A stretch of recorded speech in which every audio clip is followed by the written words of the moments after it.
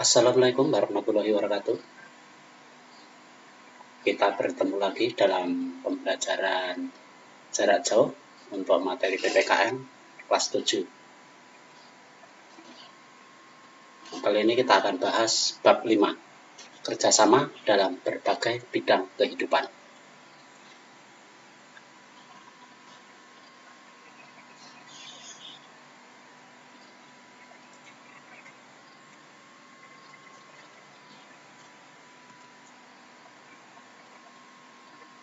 Arti kerjasama. Kerjasama merupakan kegiatan atau usaha yang dilakukan dua orang atau lebih untuk mencapai tujuan bersama. Bagaimana? Apakah kalian sering bekerja sama dalam arti yang positif? Misalnya ada pekerjaan rumah bisa dikerjakan sama-sama, di lingkungan keluarga mungkin saling membantu orang tuanya atau membantu adiknya. Itu contoh kerjasama. Unsur-unsur kerjasama. Yang pertama, subjek atau pelaku dengan jumlah 2 orang atau lebih. Jadi kerjasama tentunya jumlahnya minimal 2 atau lebih. Yang kedua, memiliki tujuan atau target yang sama. Berikutnya adalah unsur kerjasama adanya kegiatan atau aktivitas yang digendaki secara bersama-sama. Kemudian, unsur kerjasama berikutnya adalah dilakukan dalam jangka waktu tertentu. Ingat, tadi kerjasama adalah harus adanya target. Maka, target itu harus ditentukan dalam jangka waktu tertentu. Pentingnya kerjasama. Yang pertama adalah menghargai pendapat orang lain. Yang kedua, tanggung jawab. 3, kebersamaan. 4, menumbuhkan kepedulian. Kerjasama yang baik akan menghasilkan hasil yang baik. Seseorang di dunia ini tidak bisa hidup sendiri, karena pada hakikatnya manusia itu saling membutuhkan. Kerjasama yang baik adalah kerjasama yang mengutamakan komunikasi yang baik antar tim. Faktor yang mendorong adanya kerjasama. Yang pertama, memiliki tujuan yang sama. Kedua, adanya hubungan timbal balik atau saling membutuhkan atau saling menguntungkan. Kemudian, komunikasi, situasi, dan kondisi yang ada dalam suatu kelompok. Itu antara lain faktor yang mendorong adanya kerjasama. Kerjasama harus berdasarkan norma tertentu. Bagaimana? Apakah kalian masih ingat norma-norma yang berlaku di negara kita? Norma hukum, norma kesusilaan, norma kesopanan, norma agama, adat istiadat. Baik. Kerjasama harus berdasarkan norma, tentu saja kerjasama harus bersifat adil. Kemudian, kerjasama harus bisa menghargai keberadaan dan keberagaman, baik itu suku, agama, ras, dan antar golongan. Untuk menjalin kerjasama, tidak untuk melakukan kejahatan atau pelanggaran hukum. Ya, kemudian kerjasama juga tidak boleh bertentangan dengan norma itu sendiri. Ini adalah contoh kerjasama. Mungkin kalian waktu ulangan atau ada tugas, mungkin kalian saling contekan. Nah, ini adalah contoh kerjasama yang tidak baik, yang perlu dihindari. Istilah kerjasama dari berbagai daerah, khususnya di Indonesia. Kerjasama untuk daerah Sumatera Utara dikenal dengan istilah Marsiala Pari. Kemudian kerjasama daerah Sumatera Barat, Manunggal Sakato. Kerjasama untuk Kalimantan Timur dikenal dengan istilah Paleo. Kemudian kerjasama untuk daerah Jawa dikenal dengan istilah gugur gunung. Kemudian kerjasama untuk di Bali dikenal dengan Subak. Kemudian Minahasa, Mapalus, kemudian NTT, Pawoda. Kerjasama untuk Papua dikenal dengan istilah Helem Fai Kanambai Umbai. Sikap yang bertentangan dengan kerjasama. Yang pertama adalah sikap individualisme. Sikap individualisme merupakan sifat yang tetap mempertahankan kepribadian dan kebebasan diri sendiri atau disebut dengan egois. Ciri-cirinya, sikap individualis adalah tidak peduli terhadap orang lain dan lingkungan sekitar, merasa dirinya lebih baik dari orang lain, kurang interaksi dengan orang yang berada di sekitarnya, mengingatkan pendapat atau saran harus selalu didengar. Kemudian, merasa tidak membutuhkan bantuan orang lain. Berikutnya, merasa selalu paling benar dan paling hebat. Sikap yang bertentangan dengan kerjasama. Yang kedua adalah sikap eksklusivisme. Eksklusivisme adalah paham yang mempunyai kecenderungan untuk memisahkan diri dari masyarakat. Sikap tersebut dapat memecah belah persatuan dan kesatuan bangsa. Mengapa? Karena sikap tersebut bisa membuat kelompok sendiri tanpa mau melakukan kerjasama dengan warga negara lain dalam bidang kehidupan. Bidang-bidang kerjasama. Yang pertama, antar umat beragama.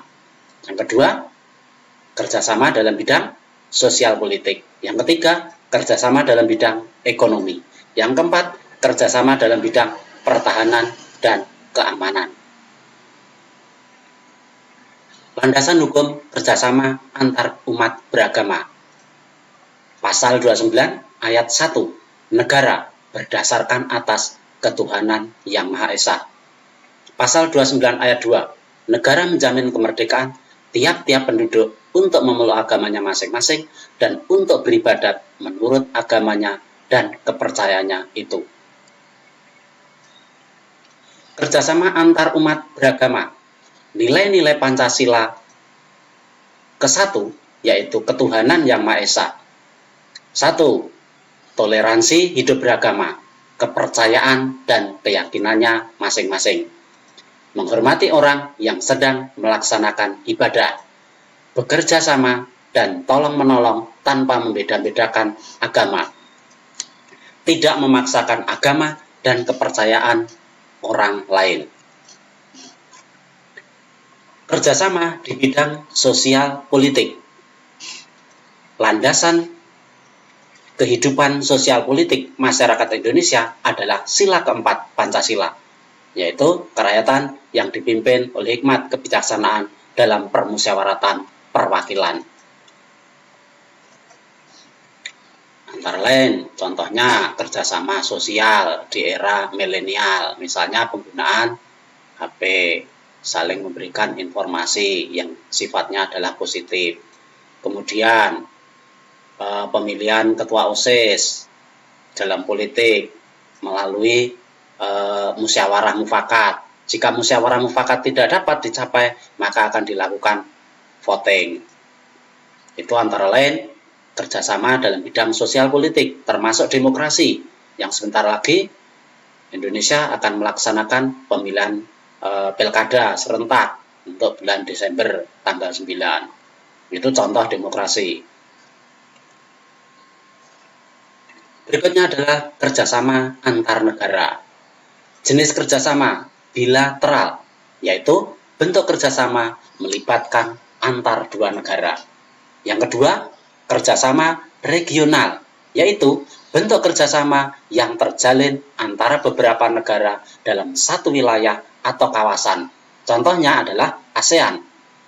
Jenis kerjasama yang ketiga adalah antar regional, yaitu bentuk kerjasama yang melibatkan beberapa negara dalam satu kawasan dengan beberapa negara di kawasan lain.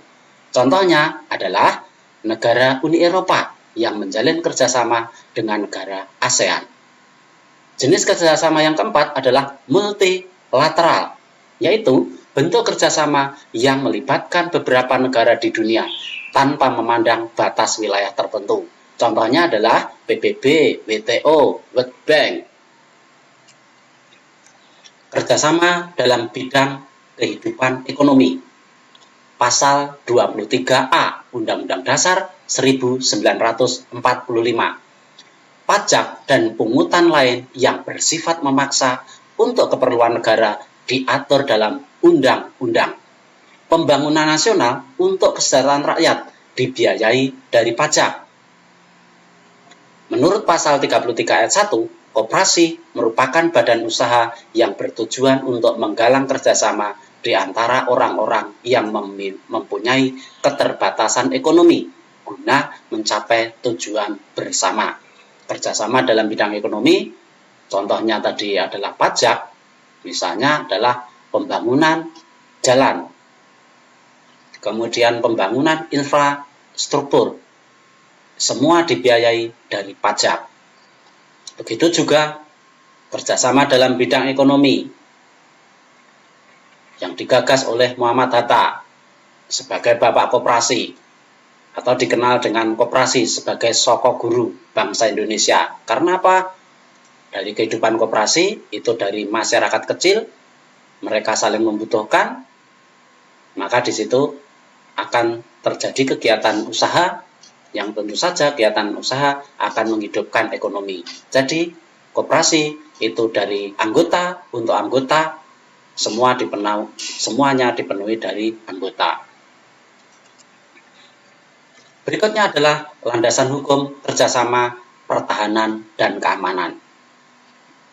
Dalam pasal 27 ayat 3, setiap warga negara berhak dan wajib serta dalam upaya pembelaan negara. Sedangkan pasal 30 ayat 1 adalah tiap-tiap warga negara berhak dan wajib serta dalam usaha mempertahankan dan keamanan negara. Selanjutnya, kerjasama di bidang pertahanan dan keamanan. Upaya bela negara, yaitu upaya bela negara terhadap ancaman fisik dan non-fisik. Ancaman fisik, yaitu menggunakan kekuatan militer dan bersenjata. Bentuk ancamannya adalah pemberontakan bersenjata, perang saudara antar kelompok masyarakat, aksi teror dalam negeri. Kemudian, ancaman non-fisik, yaitu segala bentuk ancaman yang dapat mengganggu ketahanan nasional suatu negara yang dilakukan dalam tataran pemikiran. Bentuk ancamannya non-fisik adalah penangkapan hasil laut secara ilegal, penyelundupan narkotika, ekonomi dikuasai pihak asing. Itu adalah bentuk ancamannya yang tidak terlihat atau non-fisik, yang bukan melalui perang. Kemudian, bagaimana upaya bentuk untuk membela negara? Yang pertama adalah menanamkan kecintaan pada tanah air melalui pengabdian yang tulus kepada masyarakat. Berperan aktif dalam memajukan bangsa dan negara dengan berkarya nyata. Berikutnya, meningkatkan kesadaran dan kepatuhan pada hukum. Selanjutnya, bentuk upaya bela negara menangkal pengaruh-pengaruh budaya asing yang tidak sesuai dengan norma-norma kehidupan bangsa Indonesia. Demikian materi tentang kerjasama dalam berbagai bidang kehidupan yang telah kita bahas hari ini. Semoga penjelasan Bapak yang sangat singkat ini dapat dipahami. Jangan lupa, setelah mempelajari video ini, silakan buka Classroom, kemudian kerjakan latihan. Dari situ, untuk mengukur apakah kalian sudah paham atau belum berkaitan dengan